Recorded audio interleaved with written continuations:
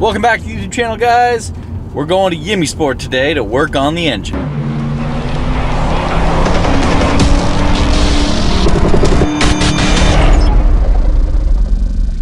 So today we're at Yimi Sport. We're finishing up the block.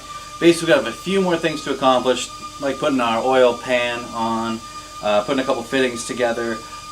Then we're going to time the motor, and then we're going to be ready to drop it in the car.